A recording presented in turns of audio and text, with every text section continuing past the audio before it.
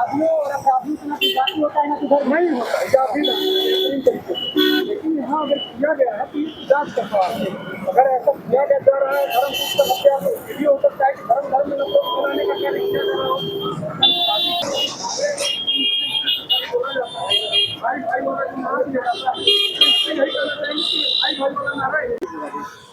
नमस्कार, मेरा नाम है बलजीत कुमार सिंह और आप देख रहे हैं भारत की बात। क्या कहिएगा? आज भारत देश बहुत दुखी है क्योंकि कश्मीर के पहलगाम में एक आतंकवादी घटना को अंजाम दिया गया है और उसमें बहुत सारे जो सैलानी हैं जो वहाँ पर्यटन करने गए हैं, जो वहाँ अपनी मौज मस्ती करने गए हैं अपने परिवार के साथ, उनको मौत के घाट उतार दिया गया है। ये बहुत ही दुर्दांत आतंकवादी घटना है और लोगों का धर्म पूछ के या फिर इस तरह की घटनाओं को अंजाम देना ये लगातार चलते आ रहा है।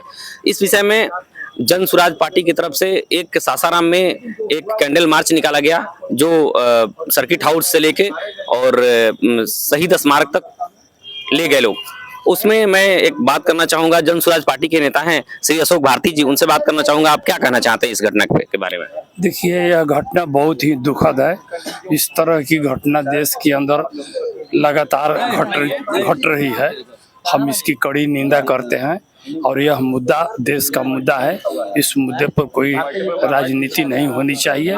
यह गंभीर समस्या है। इस समस्या का समाधान करने के लिए सरकार को अस्थायी रूप से इसका कोई तरीका ढूंढना चाहिए ताकि इस तरह की आने वाले दिनों में पुनः कोई घटना न घटे। जिस तरह से आज की राष्ट्रवादी सरकार कहती है कि मैं राष्ट्रवादी हूं और राष्ट्र में किसी भी तरह का इस तरह का आतंकवादी घटना के लिए हमारे पास कोई जगह नहीं है। पहले पुलवामा हुआ, उरी हुआ, उसके बाद में आज ये घटना देखने को मिल रही है। तो इस सरकार के ऊपर आप क्या कहना चाहते हैं? देखिए, हम इस मुद्दे पर सरकार का आलोचना या समालोचना नहीं करना चाहते हैं, इसलिए कि यह देश का मुद्दा है और हम ये बात तो निश्चित रूप से बीजेपी कहती है कि हमारी जब सरकार बनी है तो हम देश को सुरक्षित करेंगे, लेकिन ऐसा देखा नहीं जा रहा है। और हम साफ शब्दों में कहना चाहते हैं कि बीजेपी हमेशा देश के आतंकवादी घटनाओं पर भी राजनीति करती है और वो राजनीतिक लाभ लेने के लिए अपनी वो तिकड़मबाजी करने से बाज नहीं आती है। इसलिए भाजपा को भी आतंकवादी मुद्दे पर राजनीति करने से बाज आना चाहिए और मैं यही कहना चाहता हूँ। और ऐसा देखा गया है भविष्य में आने ये जो समय बीता है कि भाजपा के लोगों ने राजनीति किया है आतंकवादी घटनाओं पर भी। ऐसा नहीं होना चाहिए। ये देश का मुद्दा है। सारे देशवासियों को एकजुट होकर के इसका निदान ढूंढना चाहिए, अस्थायी निदान ढूंढना चाहिए। पूरा देश के प्रधानमंत्री और देश के जो रक्षा करने वाले लोग हैं उनके साथ खड़ा हुआ है, लेकिन ये घटनाएं बार बार होती हैं तो उसके पीछे लोगों का सवाल भी होता है। मैं एक और जन स्वराज पार्टी के एक नेता हैं जिला रोहतास के, उनसे मैं बात करने का प्रयास करूंगा। सर, क्या कहना चाहते हैं आज की घटना के बारे में? बहुत ही दुखद है। यह घटना जो है हृदय विदीर्ण करने वाली बात है। राजनीति अलग विषय है और देश की व्यवस्था सुरक्षा यह अलग विषय है।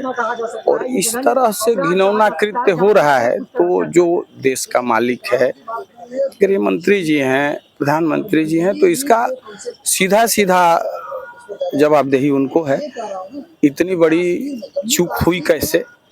आज मुख्य धारा से कश्मीर जुड़ रहा है, वहाँ की सारी व्यवस्था बन रही है और उसको इस विषय से दूर करने का ही यह एक पहल है और इसकी मैं बहुत ही निंदा करता हूँ। यह नहीं होना चाहिए। बीबी बच्चों के सामने में यह सुनने में भी बहुत ही अंदर से झकझोर दे रहा है।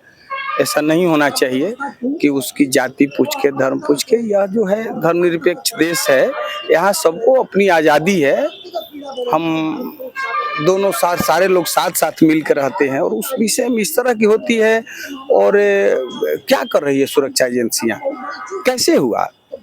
हम तो चूंकि वहाँ गए नहीं हैं, लेकिन सुने हैं कि वहाँ जगह जगह पर व्यवस्था रहती है, सुरक्षा की व्यवस्था रहती है। और इतनी बड़ी घटना क्या कर रही है सरकार? मैं दिल से बहुत ही मर्माहत हूँ।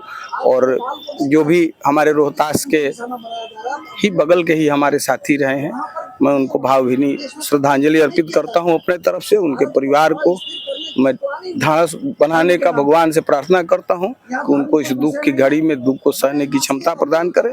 मैं बहुत दुखी हूं, मैं बहुत दुखी हूं। ये इस तरह से आपने देखा कि पूरे रोहतास के लोग, पूरा बिहार और पूरा देश उन सभी जो हताहत हुए हैं लोग, जो मारे गए हैं, उनके साथ खड़ा हुआ है।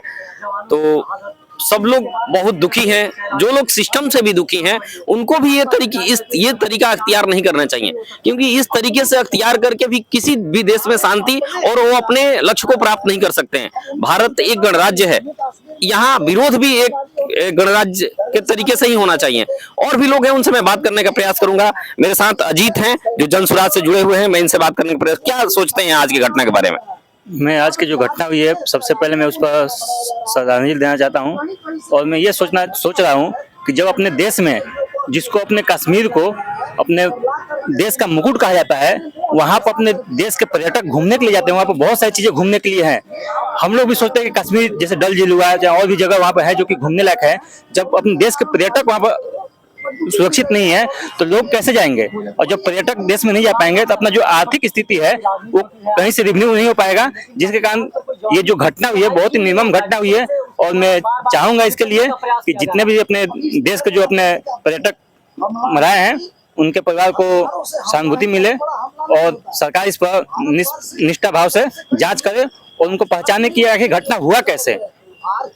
आप अजीत नौजवान हैं, आपको मैं याद दिला दूं कि इससे पहले एक बार घटना हुआ था उरी में, जो एक सैन्य ठिकाना था, उस पे आतंकवादियों का हमला हुआ था। उसमें भी इसी तरह घुस के गोली मारी गई थी लोगों को।